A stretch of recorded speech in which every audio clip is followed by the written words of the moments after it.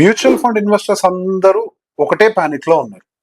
అరే ఏదో యుద్ధం జరిగిపోతుంది, మార్కెట్లు నిఫ్టీ ఇవన్నీ ఏదో 22,000 లెవెల్ కి వెళ్ళిపోతాయి, 20,000 లెవెల్ కి వెళ్ళిపోతాయి, మా ఇన్వెస్ట్మెంట్ల పరిస్థితి ఏంటి, మేము ప్రెసెంట్ ఏమైనా ఎస్ఐపి ఆపేసి కొద్దిగా మార్కెట్ రికవర్ అయిపోయిన తర్వాత మళ్ళీ ఇన్వెస్ట్మెంట్స్ ని రీస్టార్ట్ చేద్దామా, రకరకాల సమస్యలు. అసలు వీటన్నిటికీ సమాధానం తెలియాలి అని అంటే మన చరిత్రలో ఏం జరిగిందో మనకు తెలుసుకుని ఉండాలి. సో ఇప్పుడు మన స్టాక్ మార్కెట్ లో సహజంగా ఒక 3 రకాల ఇన్వెస్టర్లు ఉంటారు. ఖచ్చితంగా మీ బిహేవియర్ ఈ 3 రకాల ఇన్వెస్టర్స్ లో ఒకటి ఖచ్చితంగా అయ్యి ఉంటది. సో ఈ మార్కెట్ ఫాల్ సిచ్యువేషన్ ఎలా హ్యాండిల్ చేయాలి, పడ్డప్పుడు ఏం చేయాలి, రికవర్ అవుతున్నప్పుడు ఏం చేయాలి, ఓపిక్గా కనుక మీరు ఈ వీడియో మొత్తం చూస్తే మీకు ఫుల్ పిక్చర్ క్లారిటీ వస్తుంది. ఉదాహరణకి మనం అనుకున్నాం కదా ఈ 3 కేసెస్ తీసుకుందామని. ఈ 3 కేసులు ఎట్లా బిహేవ్ చేశాయో చూద్దాం. వీళ్ళు ఈ ముగ్గురు 2008 జనవరి దగ్గర నుంచి ఒక 25,000 రూపాయలు ఎస్ఐపి చేస్తున్నారు అని అనుకుందాం. ఈ 2020 మార్చ్ లో వచ్చినటువంటి స్టాక్ మార్కెట్ క్రాష్ గురించి మీ అందరికీ అవగాహన ఉండే ఉంటుంది కదా. లాక్డౌన్ రావటము, ఒకటేసారి వాట్సాప్ అంతా పానిక్ అయిపోవటము, ఆ పోర్ట్ఫోలియోలు అన్ని పడిపోవటము, ఎస్ఐపిలు స్టాప్ చేస్తున్నారు, గందరగోళం అంతా స్టార్ట్ అయిపోయింది కదా. అప్పుడు ఈ ముగ్గురు ఫ్రెండ్స్ 3 రకాలుగా రియాక్ట్ అయ్యారు.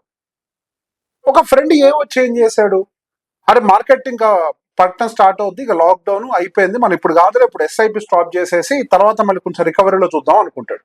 ఫ్రెండ్ ఇంకొక అతను వచ్చేసరికి నాది లాంగ్ టర్మ్ ఇన్వెస్ట్మెంట్ కదా, ఇప్పుడు నేను ఎందుకు ఆపాలి, లెటస్ కంటిన్యూ అవర్ ఎస్ఐపి అని అనుకుంటాడు. ఫ్రెండ్ సి ఏం చేస్తాడంటే కొంచెం స్మార్ట్ గా, అరే పడుతుంది కదా మనకి ఇది ఆపర్చునిటీ, ఎస్ఐపిని డబల్ చేద్దామని చెప్పేసి అనుకుంటాడు.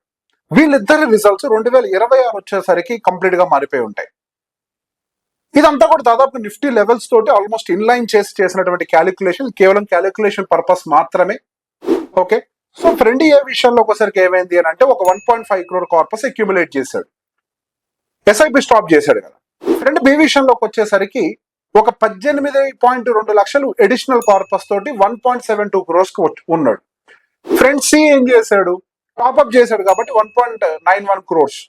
ఫ్రెండ్ ఏకి ఫ్రెండ్ సికి మధ్య దాదాపుగా 36 లక్షల డిఫరెన్స్ ఉంటది. సో ఇక్కడ ఆల్మోస్ట్ అందరూ ఒకేసారి స్టార్ట్ చేశారు, ఒకటే శాలరీ, అంతా ఒకే రకంగా ఉంది. కాకపోతే ఇక్కడ ఉండేటువంటి ఒక చిన్నపాటి బిహేవియర్, టాప్అప్ చేసిన ఫ్రెండ్ ఏమో జస్ట్ 3 లక్షల రూపాయలు అడిషనల్ గా ఇన్వెస్ట్ చేసి one compare to complete SIP stop చేసినంత కంపేర్ చేస్తే 36 lakhs బోనస్ లో ఉంటే, ఫ్రెండ్ బి వచ్చేసరికి దాదాపుగా 18 లక్షల బోనస్ లో ఉన్నాడు. సో ఈ వీడియోను మార్కెట్లు పడుతున్నప్పుడు మన బిహేవియర్ ఎలా మారాలి, ఈ వీడియో చూసిన తర్వాత ఈ ఎస్ఐపి విధానానికి సంబంధించిన ఫౌండేషన్ మొత్తం కూడా పడిపోతుంది. నమస్తే, నేను మీ Revanth Chalamala, AMFI registered mutual fund distributor and NISM CRISIL certified wealth manager. ఒక్కసారి మనం ఈ మ్యాథ్ మొత్తంలోకి వెళ్లే ముందు అసలు ఈ మొత్తాన్ని డిసైడ్ చేసేది మన ఇన్వెస్టింగ్ సైకాలజీ. సో ఈ ఇన్వెస్టింగ్ సైకాలజీలో మేజర్ గా ఏమేమి ఈ క్రాష్ టైంలో ట్రిగ్గర్ అవుతూ ఉంటాయి మీరు ఇవి అర్థం చేసుకుంటేనే, ఎందుకంటే చాలా సార్లు చెప్పుంటారు ఇన్వెస్టింగ్ లో రిటర్న్స్ రావడానికి గల మేజర్ కారణం మన సైకాలజీ అని. సో ఒకసారి సైకాలజీని అర్థం చేసుకునే ప్రయత్నం చేద్దాం. Number 1, loss aversion. సో ₹1 మనకి లాభం వస్తే ఎటువంటి ఒక ₹2 లాభం వస్తే ఎటువంటి ఫీలింగ్ ఉంటుందో, ₹1 పోయేటప్పుడు మనకు అదే రకమైన సైకలాజికల్ ఫీలింగ్ ఉంటుంది. అటువంటి టైంలో మన బ్రెయిన్ అనేది అదే విధంగా హార్డ్వేర్ జరిగి ఉంటుంది అనమాట. సహజంగా క్రాష్ జరిగేటప్పుడు 2x మనకి ఎమోషన్స్ అనేవి బయటకు వచ్చేస్తూ ఉంటాయి, ఏదో జరిగిపోతుంది అని. లాజికల్ బ్రెయిన్ దాదాపుగా షట్ డౌన్ అయిపోయి ఉంటుంది. అండ్ రెండోది వచ్చేసరికి రీసెన్సీ బయాస్. రీసెంట్ లాసెస్ అన్ని కూడా మనకి ఏమి అనిపిస్తాయి అంటే ఇది పర్మనెంట్, ఇక మార్కెట్ ఇలానే ఉంటుందని ఒక ఫీలింగ్ ఇచ్చేస్తుంది. అసలు మార్కెట్స్ ఇట్లు ఉండవు, కొంచెం డిఫరెంట్ గా ఉంటాయి, ఎప్పుడు పడిపోతూనే కాదు, పడటం లెగటం కూడా సహజంగానే ఉంటుంది. గతంలో కూడా ఎన్నోసార్లు పడ్డాయి మార్కెట్లు, గతంలో పడ్డ తర్వాత రికవర్ అయ్యాయి అనే విషయం మనకు తెలిసినప్పటికీ మర్చిపోయేలాగా చేస్తుంది. అండ్ మూడోది వచ్చేసరికి హెడ్లైన్ యాంప్లిఫికేషన్. అంటే న్యూస్లు అన్ని వచ్చేస్తుంటాయి కదా, మార్కెట్ పతనం అయిపోయింది, ఒక్క నెలలోనే 39% కోవిడ్ అప్పుడు క్రాష్ వచ్చేసింది, కొన్ని trillions of rupees Indian market నుంచి వైప్ అవుట్ అయిపోయాయి, 2008 క్రాష్ కంటే కూడా పెద్ద క్రాష్ ఇది, ఈ కోవిడ్ ఇంకా పర్మనెంట్, కంపెనీలు అన్నిటి డ్యామేజ్ చేసేస్తుంది. ఇవన్నీ కూడా మనకి హెడ్లైన్ యాంప్లిఫికేషన్ అని అంటాం. ఇది మూడోది. నాలుగోది వచ్చేసరికి పియర్ బిహేవియర్.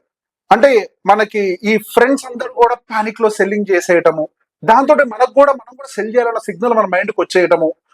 ఈ వాట్సాప్ గ్రూప్స్ అన్ని కూడా cell now cell now cell now అని చెప్పేసి మూత మోగిపోవటము. ఇప్పుడు అమ్మటమే అదొక స్మార్ట్ మనీ మూవ్ లాగా మనకు ఒక ఇంప్రెషన్ ని క్రియేట్ చేయటము. దీన్ని మొత్తాన్ని కూడా పియర్ బిహేవియర్ అని అంటారు, వాళ్ళని వీళ్ళని చుట్టుపక్కల చూసి చేయడం. సో బేసిక్ ఈ 4 రకాల బిహేవియర్స్, సైకలాజికల్ బిహేవియర్స్ మన ఎంటైర్ ఇన్వెస్ట్మెంట్ ఫ్రేమ్ ని మొత్తాన్ని కూడా చెడగొట్టేస్తాయి. సో ఒక్కసారి ఒకసారి కోవిడ్ టైంలో, ఇప్పుడు కూడా ఫాలోనే ఉంది కదా మార్కెట్, సో ఒకసారి కోవిడ్ టైంలో ఎలా జరిగిందో ఒక్కసారి సినోరియోస్, ఈ ముగ్గురు ఫ్రెండ్స్ యొక్క బిహేవియర్ ఏ విధంగా ఉంది, వీళ్ళు చేసినటువంటి బిహేవియర్స్ వల్ల వీళ్ళకి ఎటువంటి రిటర్న్స్ ఉన్నాయి, వీటన్నిటి గురించి కూడా ఒకసారి మాట్లాడదాం. ఈ 2008 జనవరిలో అప్రాక్సిమేట్ గా వీళ్ళు 25,000 రూపాయల చొప్పున ఎస్ఐబి మొదలు పెట్టారని చెప్పేసి అన్నా కదా. సో దాదాపుగా మనకి ఫిబ్రవరిలో ఈ కోవిడ్ అనేది స్టార్ట్ అయింది. లాక్డౌన్ అనౌన్స్మెంట్స్, ఈ మూమెంటం అంతా కూడా ఆ టైంలో స్టార్ట్ అయింది. మార్చి 2020 ఆ టైంకి వచ్చేసరికి దాదాపుగా మనకి నిఫ్టీ 29% క్రాష్ అయిపోయింది. వాట్సాప్ గ్రూప్స్ అంతా ప్యానిక్కే, ఇంక అయిపోయింది, మార్కెట్ క్రాష్ వచ్చేసింది, ఇప్పుడు ఇన్వెస్ట్ చేస్తే లాస్ అయిపోతారు, మనం ఇప్పుడు వెయిట్ చేయడం బెటర్, మార్కెట్ ఇంకా పతనం అయిపోతుంది, let's not make any decision. ఇట్లాంటివన్నీ కూడా మనకి బాగా మోత మోగిపోయినాయి. అప్పుడు ఫ్రెండ్ ఏం చేశాడు, యాజ్ యూజువల్ ఈ పానిక్ అంతా చూసేసి ఒకేసారి ఎస్ఐపిని మార్చిలోనే ఆపేశాడు. ఇక వద్దులే, నాకు వల్ల కాదు, ఫిబ్రవరికి ఆపేశాడు. అసలు ఈ కోవిడ్ లాక్డౌన్, ఈ గోలంతా ఏంటని చెప్పి ఆపేశాడు. మళ్ళీ ఎప్పుడు స్టార్ట్ చేశాడు, మళ్ళీ ఆగస్టులో 2020 ఆ టైంకి మార్కెట్స్ మంచిగా పరిగెట్టడం మొదలు పెట్టేసింది. అప్పుడు ఫోమో వచ్చేసింది, fear of missing opportunity. All of the sudden మళ్ళీ నేను ఎస్ఐపి స్టార్ట్ చేస్తానని చెప్పి స్టార్ట్ చేశాడు ఈయన ఫ్రెండ్ ఏం చేశాడని అంటే, ఈ క్రాష్లు ఏంటి, గోల్ ఏంటి, మార్కెట్ లో గతంలో పడ్డాయి లేసే ఇదంతా జరుగుతూనే ఉంటది, నాది ఎట్లా లాంగ్ టర్మ్ గోల్ కదా అని చెప్పేసి ఆ నెలకి 25,000 రూపాయల చొప్పున ఎస్ఐపి కంటిన్యూ చేస్తూనే ఉన్నాడు. ఎక్కడో మనకు దాదాపుగా 11,500 దగ్గర నుంచి 7,500 దాకా నిఫ్టీ కిందకు వచ్చి మళ్ళీ అక్కడి నుంచి రికవర్ అయ్యి ఇది మొత్తం కూడా యావరేజ్ గా బయింగ్ చేసుకుంటూనే వస్తున్నాడు.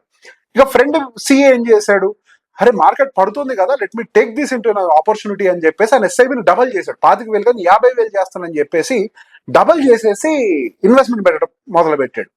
ఎక్కడో దాదాపుగా 11,900 12,000 దగ్గర ఉండేటువంటి మార్కెట్ మార్చిలో మనకి 7,500 వరకు వచ్చేసింది. ఆ తర్వాత జూన్ జూలై ఆ టైం కల్లా మళ్ళీ 11,000, ఆగస్ట్ టైం కల్లా మళ్ళీ 12,000, దాదాపుగా 11,300 11,500 దగ్గరికి వెళ్ళిపోయింది. ఇప్పుడు మన ఏప్రిల్ దాదాపుగా ఈ మే 2026 టైం కల్లా మనకి 26,300 టచ్ అయ్యి మళ్ళీ 24,300 దగ్గర మన మార్కెట్ సర్వైవ్ అవుతుంది ఇప్పుడు. బేసిక్ ఇక్కడ చూసారా ఈ నిఫ్టీ ఎట్లా డ్రైవ్ అయిందో, ఎక్కడి నుంచి ఎక్కడికి వెళ్ళింది, 12,000 నుంచి 7,500, అక్కడి నుంచి 26,300. సో ఈ ఫ్రెండ్ ఏం చేశాడంటే, ఇదంతా నాకు ఎందుకులే అని చెప్పేసి మార్కెట్ పడ్డప్పుడు మంచిగా నిఫ్టీ లెవెల్స్ లో అడ్వాంటేజ్ తీసుకోవడం మొదలు పెట్టాడు. ఆయన మార్చిలో 7,500 కొన్నాడు, ఏప్రిల్లో 9,500 దగ్గర కొన్నాడు, మేలో 9,500 దగ్గర కొన్నాడు, జూన్ జూలైలో 11,000 దగ్గర కొన్నాడు. ఏది డబల్ ఎస్ఐపి మొదలు పెట్టేసి. సో దీనివల్ల ఎండ్ రిజల్ట్ ఏం మారిపోయింది, మార్చి నుంచి జూలై వరకు 2020 క్రాష్ మూమెంట్ లో పర్సన్ ఏమో జీరో ఇన్వెస్ట్మెంట్, జీరో గెయిన్స్, ఆయనకి ఇంకేం లేదు. అదే పర్సన్ బి విషయంలోకి వచ్చేసరికి సేమ్ ఎస్ఐపి కంటిన్యూ చేస్తున్నాడు కాబట్టి ఆ 5 నెలల పాటు 1,25,000 ఇన్వెస్ట్ చేశాడు. ఫర్ ఎగ్జాంపుల్ మనకి నిఫ్టీ యావరేజ్ గా 9,800 రూపీస్ దగ్గర బయింగ్ చేశాడని అనుకుంటే ఒక 12.74 యూనిట్స్ కొన్నాడు అనుకుందాం నిఫ్టీకి, మన నిఫ్టీ ఇండెక్స్. సో ఓవరాల్ నిఫ్టీతో క్యాలిక్యులేట్ చేస్తుంది, క్యాలిక్యులేషన్ పర్పస్ కాబట్టి. అదే పర్సన్ సి విషయంలోకి వచ్చేసరికి ఏమైందంటే, ఆయన డబల్ ద ఎస్ఐపి చేశాడు కాబట్టి దాదాపుగా 2.5 lakh ఇన్వెస్ట్ చేశాడు, 25.48 యూనిట్స్ కొన్నాడు, సేమ్ ప్రైస్ 9,800 యావరేజ్ తోటి. సో దాదాపుగా పర్సన్ బితో కంపేర్ చేస్తే డబల్ ద యూనిట్స్ వచ్చాయి, పర్సన్ అయితే 0 యూనిట్స్. ఆ టైంలో నేను చెప్పేది అడిషనల్ పర్చేజ్లు, అంటే ఆ టైంలో కంటిన్యూ చేస్తే ఏంటి, అడిషనల్ గా చేస్తే ఏంటి కండిషన్ అని. సో ఒక్కసారి మనం ఫాస్ట్ ఫార్వర్డ్ చేసి ఈ మే ఫాస్ట్ ఫార్వర్డ్ అంటే ఏప్రిల్ 2026తో క్యాలిక్యులేట్ చేస్తే 2,500 చిల్లర దగ్గర మార్కెట్ ఉందనుకుంటే, ఆయన ఆ టైంలో ఏ యూనిట్స్ కూడా కొనలేదు కాబట్టి పర్సన్ ఏ ఆయనకి ఏ రిటర్న్స్ లేవు. పర్సన్ బి ఏం చేశాడు, 12.74 యూనిట్స్ ఎక్స్ట్రా కొన్నాడు కదా, 25,500 దగ్గర మార్కెట్ ఉంది కదా, 3 లక్షలు ప్రాఫిట్ వచ్చింది. ఇన్వెస్ట్ చేసింది 1.25 lakhs, అడిషనల్ గా ప్రాఫిట్ వచ్చింది. రిటర్న్స్ వచ్చేసరికి ఒక 160% అనుకుందాం.